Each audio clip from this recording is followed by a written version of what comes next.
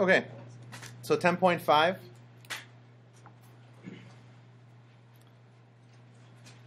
is parametric equations, which may look a little funny or confusing at first, but when you think about what they actually do, it makes a lot of sense. Okay, and the best way to think about what parametric equations tell you is to think about them as describing, or they describe a location at a given t value. And usually t is time in almost every application. Okay, and right now the only way we have to describe location is by saying what x coordinate and what y coordinate we have. Okay, so for example, let's say we have x equals 3t minus 5, and then y equal to 2t squared. And we'll work with the assumption that our time parameter is going to be 0 or above.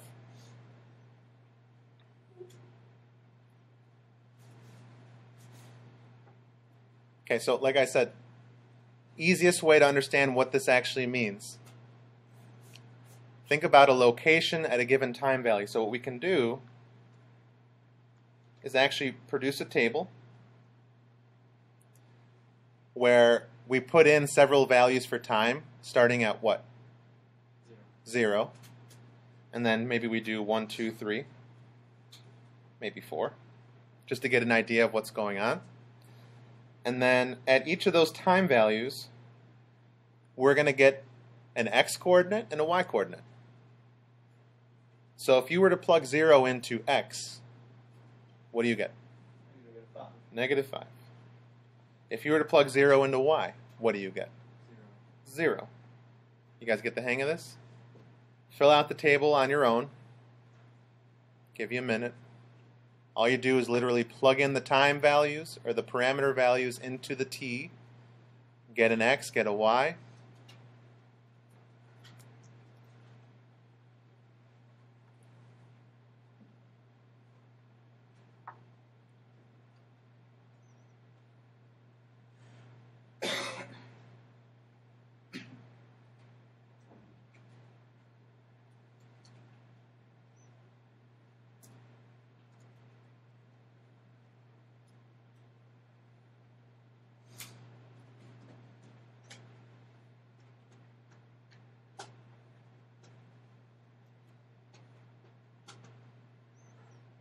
All right. Arthur, what'd you get for when t equals 1? Good. Aldeb, what about at 2? 1. Okay. At 3, Colleen? 4.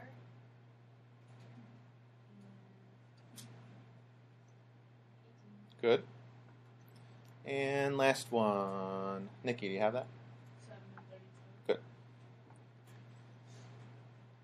So now what we can do with this table is kind of sketch out what's going on. Okay, so what you're doing is graphing you're just plotting points, guys. It's actually pretty easy. This is just like a normal XY table. Okay, so when you graph negative 5, 0, you just go to negative 5 and 0, you put a point there. You go to negative 2 and 2, put a point there. You go to 1 and then up to 8. And then if I were to go much further than that,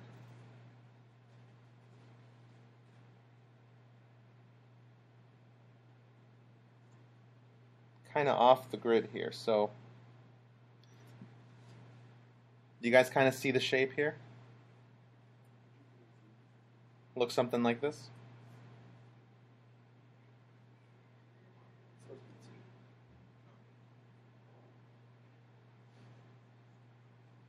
Okay, so now, question? No. Okay. Here's what I would like for you to do. Okay? So yes, we get this shape. Yes, it kind of looks like half a parabola. But more importantly, we want to know where we are along the curve at certain time values. So what you can do, and this is what I'll expect you to do on your graphs, just label some of these time values. Like at t equals 0, here's where we're at. At this point, this is where t was equal to 1, right? 1 second later, we've gone all the way up to 1/8.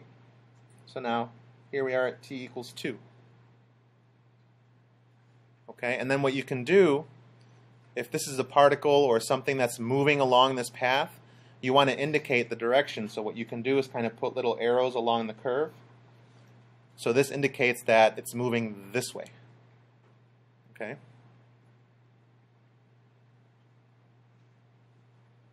And that's the graph. That's it. Are there questions on this? That's it? That's it for this example. Still recording? Yes, I'm still recording.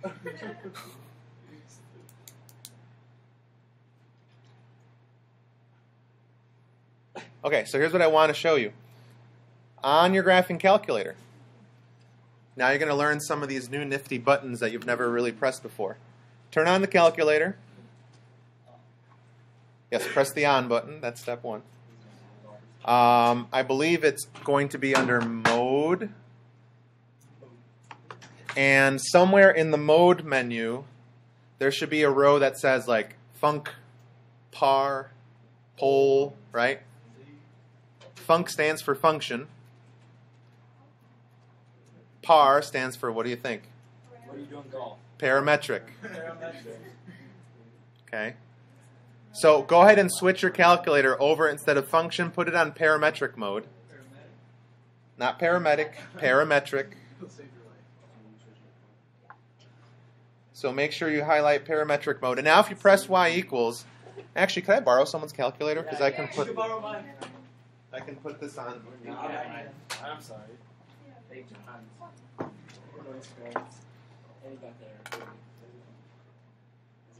All right, so here's the calculator. Right now it's in function mode, so we just go over to parametric, hit enter, and if you go to y equals, you see something a little different, don't you? Okay? Instead of y1, y2, y3, y4, it looks exactly like the problem we just did. We have an x and a y for each equation. So what you're going to do, Do we still use a T right now? it's going to be a t, and when you press the variable button right here, it automatically knows that it should be a t. So 3t minus 5, 2t squared, and now if you hit graph, you should see something that looks like what we did. Okay? The calculator by default, yes?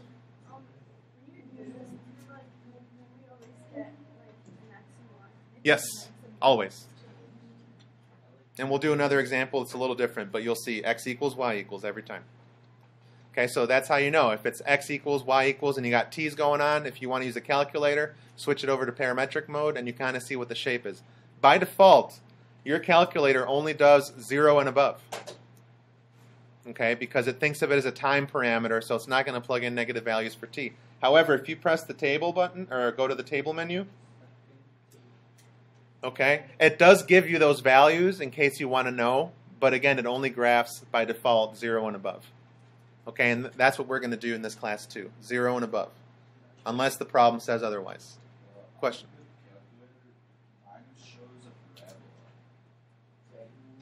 Okay, go to table settings.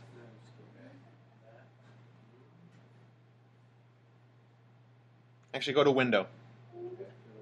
What is your t-min at? Change it to 0. Most of yours should already be 0, right? Okay. So someone must have been messing with your calculator, or maybe you did, or maybe you ghosted. Who knows? Oh, I should tell you my ghost story if I have time. Say it right now. No, not on YouTube. No. Not on YouTube. That should take care of it, Arthur. Okay. Anybody else? I'm not going to rap about my grandma's ghost, guys. Sorry. Okay. All right, so this is what it looks like. This is how you use the calculator. Are there any questions on the idea here? Okay, so now let's move forward. Same example, but let's write this down. Sometimes you want to eliminate the t parameter. So to eliminate the t parameter, here's how it works. Okay, you guys know that this, and you know, Arthur already saw the other half, right? You said it looks like a parabola, right? Well, we obviously see that it's got half of the parabola here, all right? So maybe we're interested in, okay, so great. Now I know that this is the shape. I know that it moves in this direction, but maybe I want to know exactly which curve it moves along. Okay? So here's how we can do that. Number one, solve for t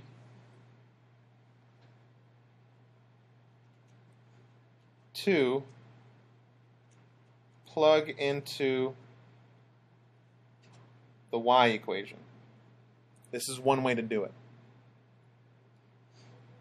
Okay, so if we go back to our x and y equations, don't shout it out, but who can raise their hand and tell me if I asked you to solve for t up here, what that would look like?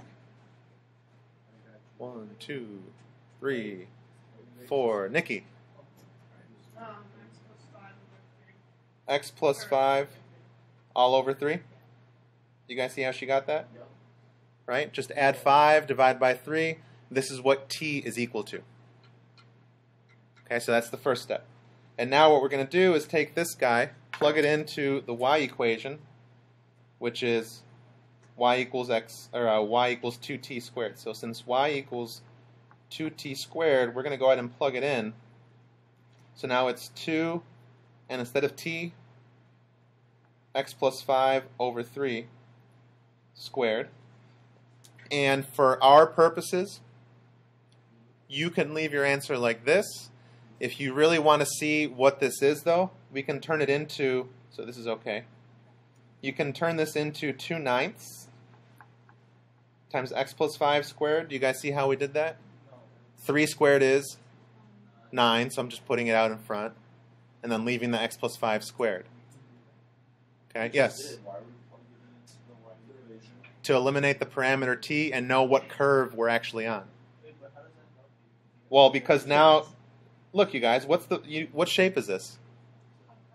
It's a parabola. What's the vertex? -5, 0. Okay, so this is just, in some cases, it's useful to know that this is exactly what curve we're on. Okay, when you're looking at parametric equations, yes, they're good to describe position, like to tell you where you are at a given time value, but they don't necessarily give you insight as to what curve we're on. Does that make sense? But this one, this is a much more friendlier equation. You guys know that this is a parabola, vertex is -5, 0. Does that make sense? Yes? Like this curve. The equation for this curve, yes. So in parametric form, this is what it looks like. In normal y and x coordinates and rectangular coordinates, that's what the equation looks like. Okay? We can be even more specific and say that we're only on the right side of the parabola, right? Where x is greater or equal to -5, because we didn't graph the left half. Okay?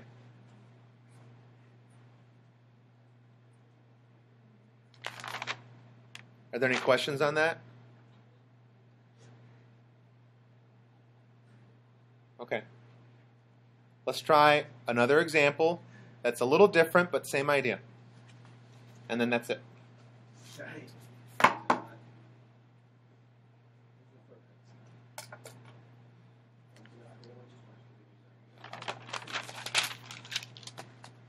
Let's say we have x of t equals 6 cosine t, y of t equals 2 sine t.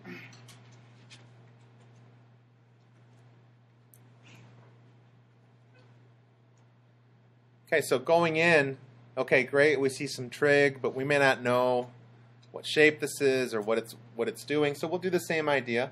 And let's say that we have values for t given to us from 0 to 2 pi. Okay, so let's make a table, just like the last example. plugging in some time values, starting at 0. And then what's another nice radian angle that comes after 0? Pi over 2, very good. And then pi, 3 pi over 2, 2 pi. Those are some of the most common angles, right? The big ones. We can do pi over 4, pi over 6 if we want to, but this is going to be good enough for our picture. All right, here we go. Make sure you know your trig. I'm going to give you let's say 10 seconds to think about unit circle real quick before I call on you.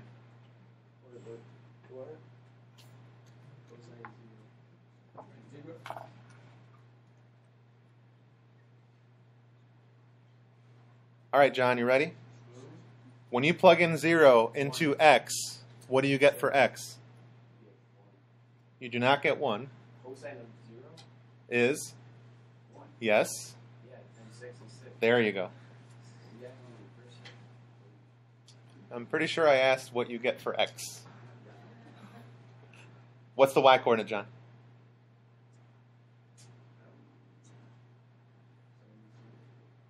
What's the sign of 0? 0 times 2. Good. Ben, pi over 2. Pi over 2x. Root 2 over 2 times 6, which is 3 root 2. Oh my. Oh, that's I was thinking of Pi over 4, I think. yeah, pi over 4. So you're gonna get Guys, don't laugh. Alex, help him out. I think you're gonna get 0, and then you're gonna We get 0. then you're gonna get 2, right? Yes, you're right. Yeah, that's shocking. Unit circle. Pi over 2. The coordinates at pi over 2 are 0, 1, right? So all you're doing is plugging in 0 times 6 is 0. 1 times 2 is 2. Everybody see that? Caught me off guard.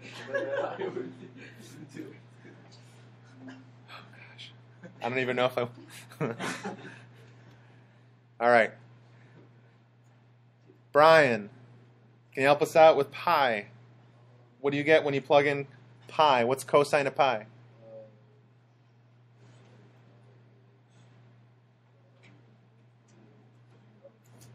Okay, let's start here. What are the coordinates at pi? So what's the cosine? -1. Good. So cosine 0 is -1 times 6. Good. What's the sign here? And so the y coordinate when you plug everything in is 0. Everybody see that? Okay. Zoe, 3 pi over 2. What are the, let's go one step at a time. What are the coordinates at 3 pi over 2? 0, -1. Very good. So when you plug in, and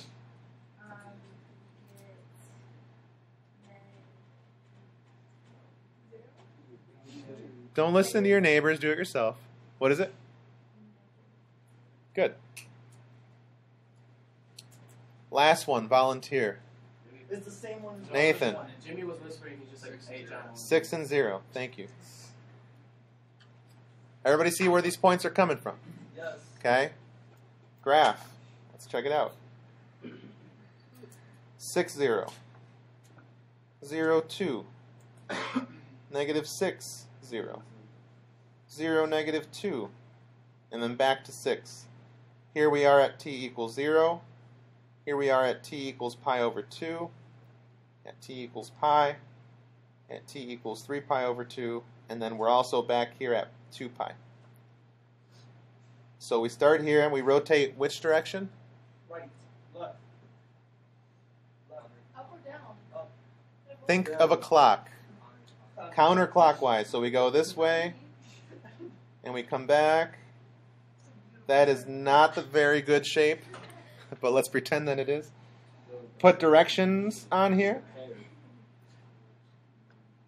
So it's clear that we're starting here at 0, and we rotate counterclockwise, and when we're done, we've done one lap. Yes? Sabrina, go ahead. Should it be a circle or like a triangle? It's actually supposed to be more of an ellipse. So like an oval?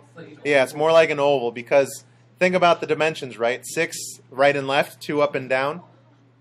So you might get a circle. That's actually a great question. Think about this for a second. Stop talking out loud and interrupting. Okay. This is a high school honors junior level pre-calculus class. Don't have to remind you that. Okay. Sabrina asked a great question. She said, is it supposed to be a circle? And we said, well, no, it's going to be more like an ellipse. Can someone answer this for me? What would have to happen up here for this to actually be a circle? John? Yes. Either this 6, if these were both 2s, then we get 2, 2, 2, 2 everywhere. Or what's the other option? If the other one's a 6, then we get a larger circle. Does that make sense? Okay, so here's what the graph looks like. And now let's go through that eliminating the parameter business again. So eliminate the parameter. Wait, what's the second one?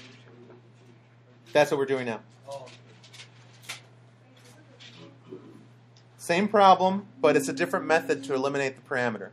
These are the only, guys, this is the only stuff you need to know for this section. You need to know how to plot points, make a table. You guys can handle that, right?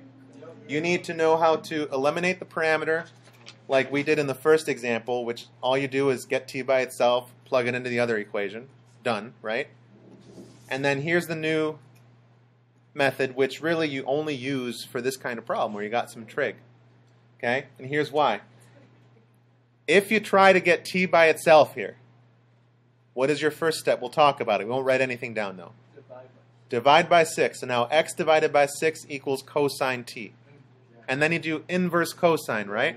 So already it's getting kind of ugly. And then you're going to plug this in here. We're going to have 2 sine and then inverse cosine of x over 6, which we don't know what the heck that looks like. Right? I mean, it's perfectly fine. It's legit. It's an accurate equation, but we don't know what that means. So here's what we can do. On the unit circle, what do we know about x squared plus y? Actually, let's backtrack.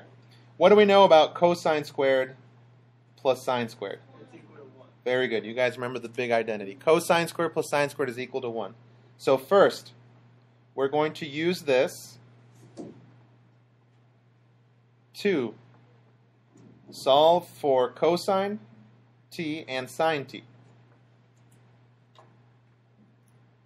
So if I go back to the equations, we're almost done. We have 5 minutes anyway, but we'll be done early if you guys are patient. Instead of getting t by itself, let's just get cosine t by itself. What's cosine t? X over 6. Everybody see that? Divide by 6, we get x over 6. If I get sine t by itself, what do we get? Y over 2. So sine t equals y over 2. So here's what we know. Take the unit circle Pythagorean identity, cosine plus squared, or cosine squared plus sine squared is equal to 1, and replace cosine and sine with these values. So now, instead of squaring cosine, you know, it's cosine t and then squaring that. What are we doing? X over 6, which is plugging it in and squaring it. Very good. And then instead of sine squared t, let's plug in sine. What is it? Y over 2, and that's equal to 1. And maybe this is going to start looking familiar to you in a second. If you actually square these, what do you get? Plus y squared over 4 equals 1. And if you don't remember, this is an equation for an ellipse. Yep. Okay, so this kind of gives us some more insight. I mean, we knew that it kind of looked like an ellipse back up here, except I did a horrendous job at drawing it. Okay, but this will confirm now this is an ellipse. What's the radius in the x direction? 6. Radius in the y? Very good. Questions? Yes? We need to switch back our calculators. So now you have to be comfortable. Yeah, if you're not graphing parametric, go to mode, put it on func. You're good to go. Okay, good question. All right.